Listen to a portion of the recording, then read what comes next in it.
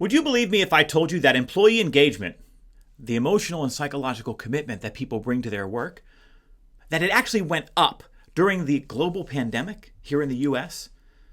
Well, it did. When COVID hit the US last year, the gurus over at Gallup, they were tracking the engagement of the US workforce on an almost daily basis.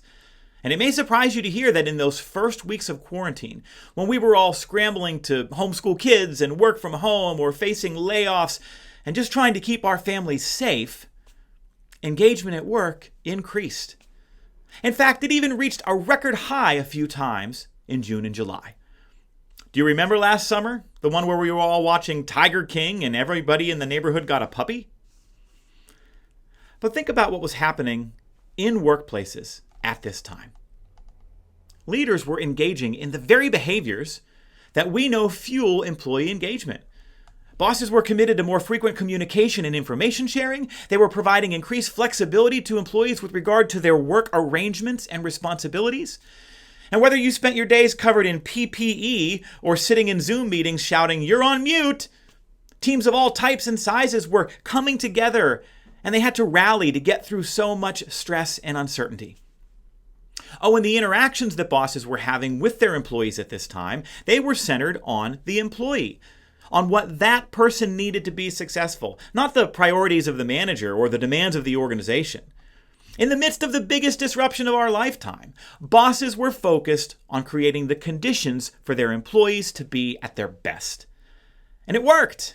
It led people to care and try and give it all they've got, even when they were facing more worry and stress than perhaps ever before. That's pretty remarkable. It didn't stick, though.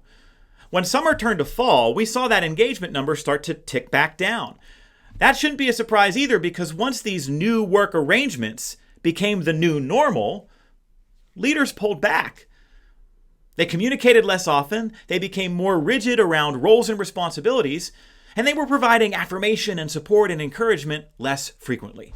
The very behaviors that bosses used to support their employees in the spring had decreased by the fall, and so too then did our overall level of engagement.